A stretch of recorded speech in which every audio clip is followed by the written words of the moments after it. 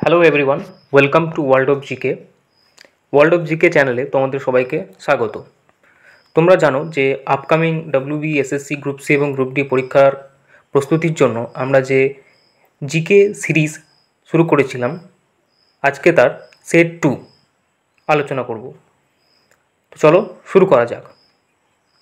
আজকের প্রথম প্রশ্ন, কাজরি লোকসঙ্গীতটি কোন রাজ্যের? অন্ধ্রপ্রদেশ, মহারাষ্ট্র, ছত্তিশগড়, উত্তরপ্রদেশ। সঠিক উত্তরটি হয়ে যাবে উত্তরপ্রদেশ। নেক্সট, সাংহাই উৎসব কোন রাজ্যে পালিত হয়? সাংহাই উৎসব পালিত হয় মণিপুর, ত্রিপুরা, তামিলনাড়ু নাকি অরুণাচল প্রদেশ। সঠিক উত্তর Manipur, option A. Next, Jnanpith পুরস্কার যে ক্ষেত্রে প্রদান করা হয় সেটি কি? সাহিত্য, ইতিহাস, নাটক নাকি নৃত্য। সঠিক উত্তর অপশন এ, সাহিত্য। পরের প্রশ্ন, কম্পিউটারের ভাষায় কেবি বলতে কি বোঝায়?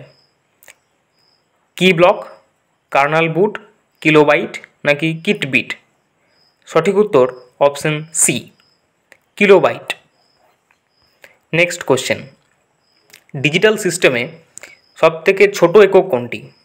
ডিজিটাল সিস্টেমে সবথেকে ছোট একক বাইট, কিলোবাইট, ওয়ার্ড নাকি বিট।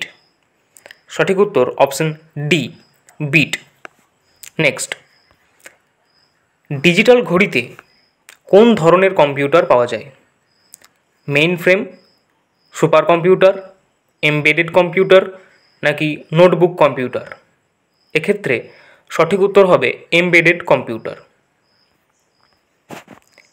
পরের প্রশ্ন, দেশালাই কাঠির অগ্রভাগে কি থাকে? ফসফরাস পেন্টক্সাইড, সাদা ফসফরাস, লাল ফসফরাস নাকি ফসফরাস ট্রাইক্লোরাইড।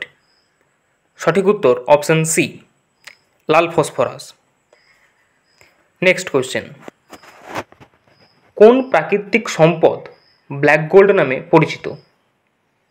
কয়লা, সীসা, টিন নাকি প্লাটিনাম। সঠিক উত্তর অপশন এ, কয়লা। কয়লা হচ্ছে ব্ল্যাক গোল্ড নামে পরিচিত। নেক্সট কোশ্চেন, পারদ হলো একটি কঠিন ধাতু, তরল ধাতু, কঠিন অধাতু নাকি তরল অধাতু। সঠিক উত্তর অপশন বি, পারদ একটি তরল ধাতু। চাপের এসআই একক কি? চাপের এসআই একক জুল, পাস্কাল, ডাইন নাকি নিউটন। সঠিক উত্তর option B, pascal. Next question, নিচে দেওয়া কোনটি বলের একক? নিউটন, পাস্কেল, ওয়াট নাকি জুল। সঠিক উত্তর অপশন এ, বলের একক হচ্ছে নিউটন। নেক্সট কোশ্চেন, লোহিত রক্তকণিকার গড় আয়ু কত? অর্থাৎ আরবিসির গড় আয়ু কত? কতদিন বেঁচে থাকে একটি আরবিসি? 60 দিন, 120 দিন, 180 দিন নাকি 240 দিন। অপশন বি, 120 দিন। বাদুড় অন্ধকারে উড়তে পারে কারণ এদের ডানা শক্তিশালী হয়, তীক্ষ্ণ দৃষ্টিশক্তি আছে, আল্ট্রাসনিক শব্দ উৎপন্ন করে নাকি এটাই স্বাভাবিক। সঠিক উত্তর অপশন সি, বাদুড় আল্ট্রাসনিক শব্দ উৎপন্ন করে। পরের প্রশ্ন, অ্যামিবা নিম্নলিখিত কোন রাজ্যের অন্তর্গত? মনেরা, প্রোটিস্টা, ছত্রাক নাকি ম্যানিমালিকা। অ্যামিবা প্রোটিস্টা রাজ্যের অন্তর্গত, অপশন বি এক্ষেত্রে সঠিক উত্তর। পরের প্রশ্ন, সংবিধানের 18 নম্বর অনুচ্ছেদে সুরক্ষিত হয়েছে সাম্য, স্বাধীনতা, উপাধি নিষিদ্ধকরণ নাকি শাসনতান্ত্রিক প্রতিবিধানের অধিকার। Option C,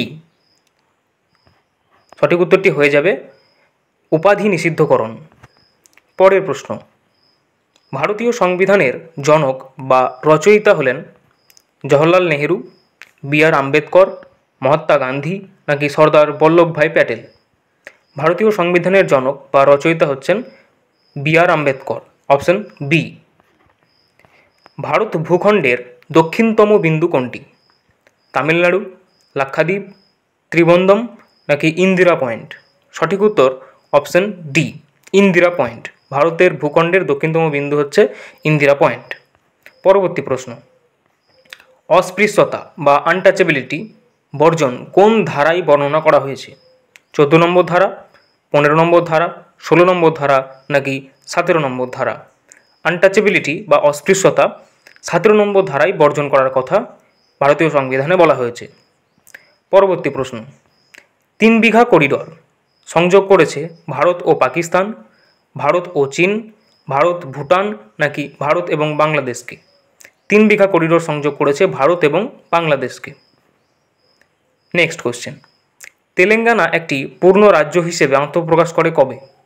1 June 2013, 1 June 2014, 1 June 2015 নাকি 1 জুন 2016?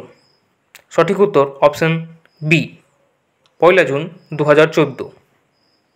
উত্তর রামচরিত কার লেখা? উত্তর রামচরিত হর্ষের লেখা, তুলসীদাসের, শূদ্রক নাকি ভবভূতির? সঠিক উত্তর অপশন ডি, ভবভূতি। উত্তর রামচরিত লিখেছিলেন ভবভূতি। নেক্সট কোশ্চেন, দশকুমার চরিত কে লিখেছিলেন? দণ্ডী, কালিদাস, তুলসীদাস নাকি সুরদাস? দশকুমার চরিত লিখেছিলেন দণ্ডী। অপশন এ এক্ষেত্রে সঠিক উত্তর। নেক্সট কোশ্চেন, নিম্নলিখিত কার সাথে এলাহাবাদ প্রশস্তি সম্পর্কিত ছিল? অশোক, মহাপদ্মনন্দ, সমুদ্রগুপ্ত নাকি চন্দ্রগুপ্ত মৌর্য? সঠিক উত্তর অপশন সি, সমুদ্রগুপ্ত। এলাহাবাদ প্রশস্তি সম্পর্কিত ছিল সমুদ্রগুপ্তের সাথে। মল্লিকা সারাভাই তানপুরা, রসায়ন, ক্রিকেট না শাস্ত্রীয় নৃত্যের সাথে যুক্ত? মল্লিকা সারাভাই শাস্ত্রীয় নৃত্যের সাথে যুক্ত। সঠিক উত্তর অপশন ডি। তোমরা যদি এই চ্যানেলে নতুন হয়ে থাকো তাহলে এই চ্যানেলটিকে প্লিজ সাবস্ক্রাইব করবে এবং বন্ধুদের সাথে শেয়ার করবে।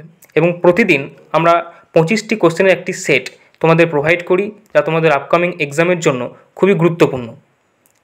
তো চলো আজকের শেষ প্রশ্ন, রবীন্দ্রনাথ ঠাকুর যে ছদ্মনামটি ব্যবহার করতেন তা হচ্ছে ভানুসিংহ, বীরবল, পরশুরাম নাকি বনফুল? এই কোশ্চেনের অ্যান্সারটা আমরা বলবো না, তোমরা কমেন্টে এই প্রশ্নের উত্তরটা জানাবে। Thank you.